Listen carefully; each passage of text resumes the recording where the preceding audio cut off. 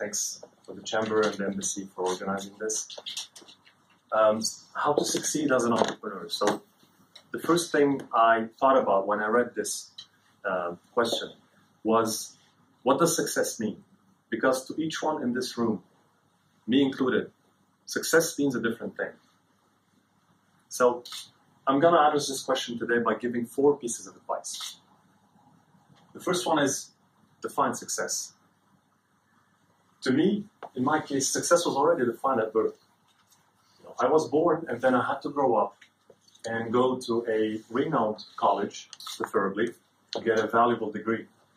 And then I had to look for a job, a good one, preferably in a big, stable company, and start earning some money. I was expected to be happy on a daily basis, be it regarding the job or on my free time. And then, obviously, buy a house, continue your march towards success, because buying is definitely better than renting.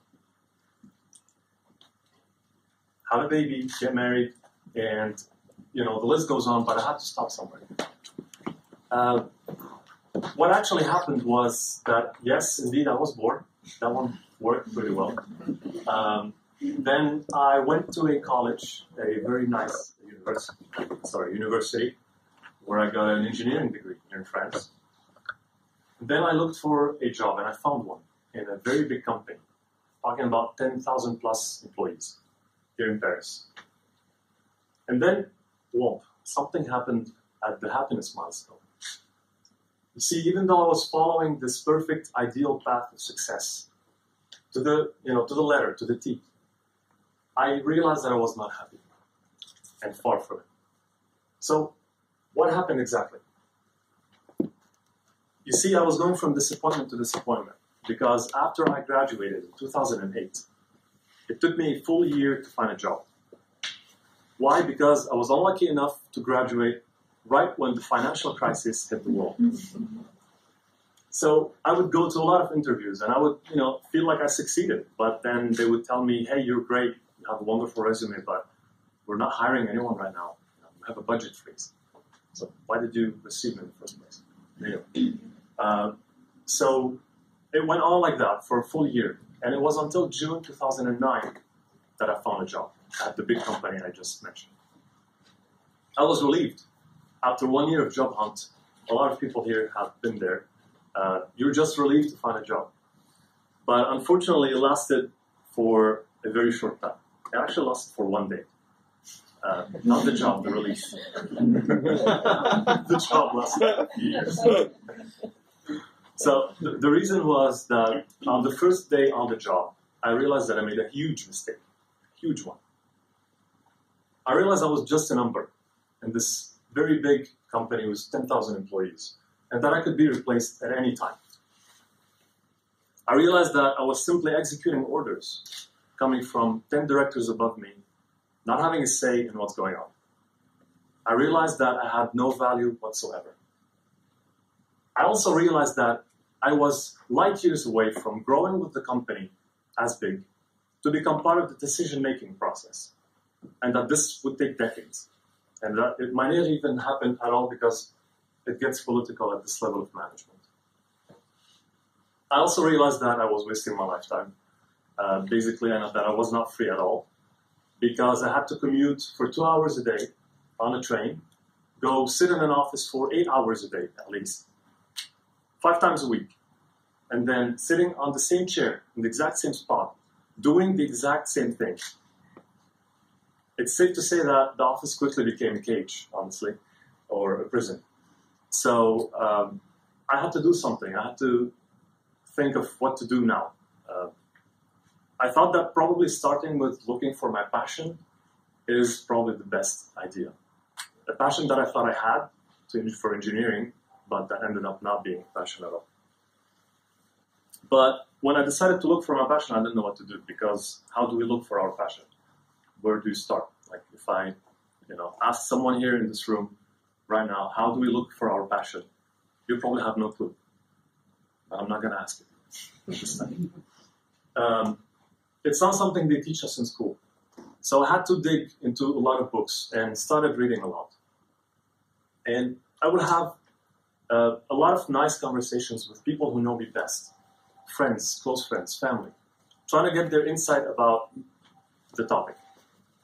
In one of the conversations, someone told me that passion is what you spend countless hours doing without counting the hours. And this made a lot of sense to me, and it put me on the right track. Later, I realized that passion to me is all about people, communicating, and socializing. It's all about freedom and adventure, but it's also about helping others become free, making an impact in their life and in my life. So I was relieved, this time for real. And later on, I found even one keyword that connects all of these keywords at the same time. One thing that makes a profession out of it, and that allows me to experience all of them at the same time. And this keyword is entrepreneurship. It became easy and intuitive to me that it was through starting my own company that I will be happier. The second piece of advice is dare to jump. And this is a tough one. When I realized that all I needed was to get out and start my own company, I already had a job, a very stable CDI, with a very nice paycheck. And I would travel the world on business trips, all paid by the company. It was wonderful. I was actually doing a fine job at the office as well. So I was practically unfireable. You couldn't fire me. I was living the French dream, basically. So, and yet I decided to quit. Because I couldn't possibly be doing anything else in this office anymore. When I decided to quit, people came to me and thought I completely lost my mind. They were like, you'll never have a CDE like this one. You'll never have such a good paycheck for your age. And, business trips for free. But something inside me was telling me that one extra day in this office is a total waste of time. I remember at my pot de départ, my goodbye party at the office, colleagues coming and asking me, so what's next? Did you look for a job? Did you find a job?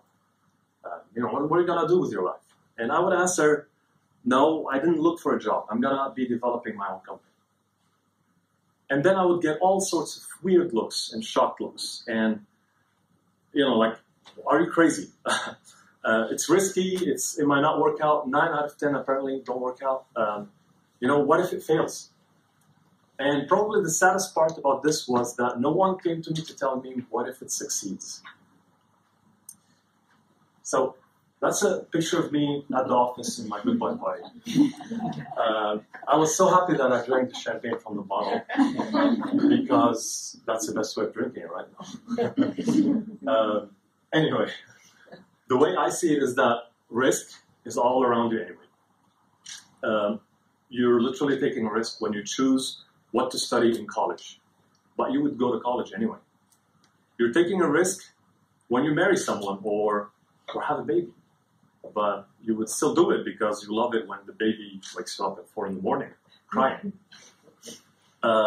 You're taking a risk when you take a car, a train, or a plane, but you wouldn't stop traveling. You take a risk literally every time you're taking a car, but imagine if someone told you each time you took the car in the morning to go to work, what if you died in that car? It's too risky to take your car. You're literally taking a risk when you're walking. You're risking your life because anything can happen. But you're not going to stop walking. And so, yes, you are taking a risk when you're starting your own company. But I'll tell you what, you're risking losing some money. You're not even close to risking losing your life. And another good news is that this type of risk, losing money, is something you can calculate and estimate before starting your company. Sometimes using basic math we've learned in school. So, are you ready to take the jump? And this is not me, by the way. The third piece of advice is using goals as a drive. Once you've defined what success means to you, you will set goals you want to reach. And these goals will help you wake up every morning fresh and ready for another long week. They will help you overcome all of the challenges you face. My grandfather knew a lot about setting goals as a driver. He was born in the 1940s in Lebanon, in a small family. He had three siblings, and the family was very poor. So at the age of 16, he had to go find a job in order to make a living. He worked in a bakery nearby his place as an employee. He would make bread. He was working so hard that he would sometimes sleep on the floor in the bakery in order to wake up at 3 a.m. in the morning and prepare the bread for the early morning customers. One day he thought that in order to make a better living, maybe he could use some of his savings a few years later in order to rent and run his own bakery. So he found one right next to his place that he rented and started managing it. And sometime later, unfortunately, it failed and he lost his money. But then, a few years later, he went back to becoming an employee and saved more money. And he thought of trying again. He rented a different bakery this time, in a different part of the city, hoping it would work. And this time, it also failed. So, my grandfather had to stop for a second and think. He had to stop and pause and adapt. He thought that maybe if he rented a bakery in a different part of the city center, the growing, hype neighborhood that is really growing right now, and if he applied his own special recipe for bread, that maybe things would be different, instead of making the bread that everyone else makes. So he tried a third time, and this time it worked. It was at his third attempt, and after many failings and learnings, that he finally got his bakery to take off. People loved it. It was taking off like magic. My mother tells me that people would line up first thing in the morning before his bakery in order to buy the bread before he runs out of it. She tells me that they were able to smell the taste of the fresh, tender bread early in the morning, blocks away from the bakery. He gave people the taste of their lives. So by the time he was 40, he got wealthy. And he bought 3 other shops in order to expand the business. He also bought 5 apartments that he would later offer to his kids. He was one of the few people to own a Mercedes-Benz back then. In 1975, a civil war broke out in Lebanon that lasted for 15 years. So during the war, when the fights would intensify between the militias in the cities, and civilians were held hostage in the middle, he would take everyone in his car to the safe mountains, where he rented a big house for the family, and keep them safe there. Then he would go back to the city, where rockets are pouring like rain, to pick up the members of the extended family, and drive them to the safe mountains. When he was done picking up everyone, he would go back to the city, to his bakery, making sure that the bread production was still on point. At some point during the Civil War, bread became expensive and rare, and was hard to get. So people would stay at home, afraid, and they would use their stocks of food, afraid of snipers and rockets outside, so they wouldn't go buy food. So my grandfather had the idea of delivering the bread to these people at home during the war, under heavy artillery. And he did it a lot of times. One day, as he was parking his car right next to his bakery, a rocket fell right next to his car, and he got severely injured in the head. They took him to the hospital, and they declared his case hopeless. They put him with the dead, for him to die completely. But then, my uncle, one of his sons, noticed that sometimes he was still opening his eyes. He noticed that sometimes he was still breathing. So he didn't listen to the doctors, and he took him to a bigger hospital in his car, where They did urgent surgery to repair the damage, or at least to stop the bleeding. And then they did another surgery and another surgery until they saved his life. They literally brought him back from the dead. Later, when he completely healed, he had still lost control of his left arm and his left leg. But he was still able to drive an automatic car because all you need was a right leg and a right hand. So he went back to the bakery and he put it back on track because it was losing money due to poor management during his sickness. He put it back on track and he was even able to buy another apartment for one of his kids. He survived for 10 years after the injury and passed away in 1994. This is a picture of young me with my grandfather. I probably was 6 years old or 7, I don't know. I'm not good at this. So what kept my grandfather going every time he fell, what got him to stand up every time he fell, was his will to reach his goals no matter what. And his goals were rebelling against the extreme poverty he grew up in and offering his kids, family, and loved ones a better life than the one he had. A better childhood, no matter the odds. So that was his moment. And this is your moment. Find the goals that you can use as a drive to keep you going every day.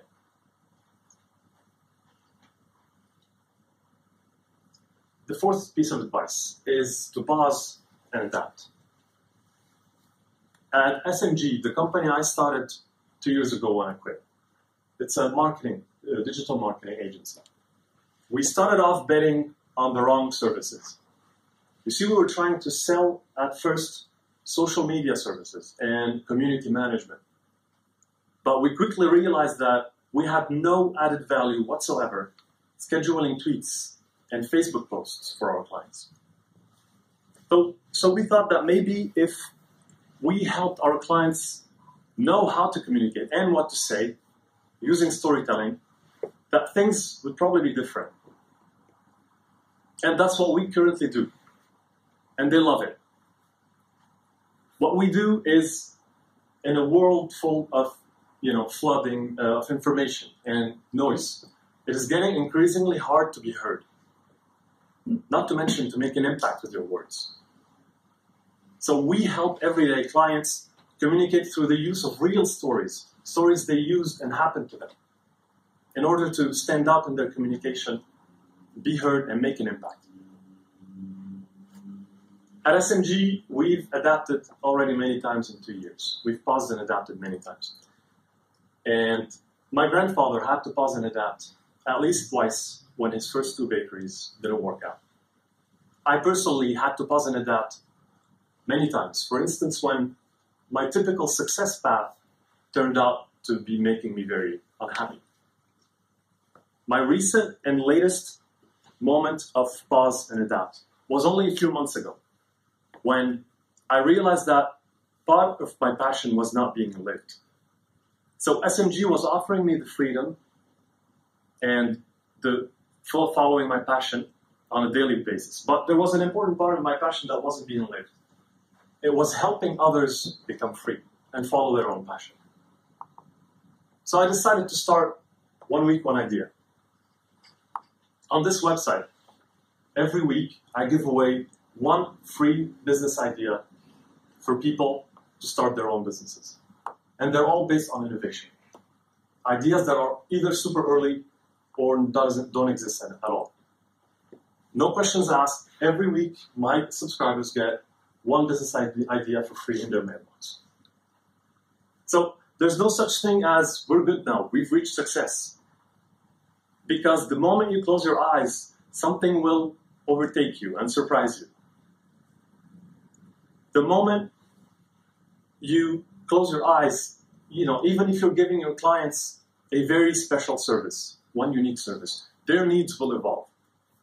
Even if you have a very unique business idea that no one else has, you will have competitors in 6, 12, or 18 months. Kodak did not pause and adapt. They missed the digital camera's turn.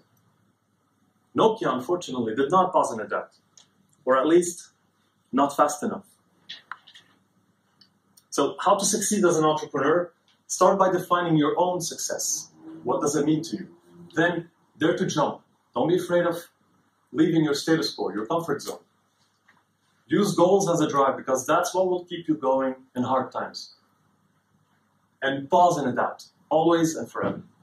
Thank you.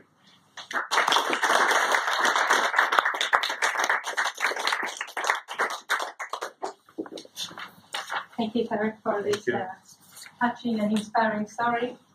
Does anyone have a question for him? I'm a huge fan of your 1 week on idea, so I strongly recommend it to everyone. Yes. So, I don't know if you mentioned it, but did you start everything on your own, or do you have a partner? I have one associate. She's sitting right here. It's Leticia. And before she became a partner, she was a best friend, and she still is. And so, yeah, we started the both of us 2 years Do ago. you think it was like a big plus, or would you advise someone on his own having an idea to just jump or find first partners? The way I see it is that no one is perfect and no one is able to do everything on their own. Even if we both understand the area that the other is handling, I think it's very valuable to share this experience with someone that completes you or that covers areas that you will be not covering because you're doing something else. So, and me personally, I'm into sharing experiences, so I wouldn't imagine myself on my own at least, even if it should be possible, but it's not my way of seeing entrepreneurship. Thank you.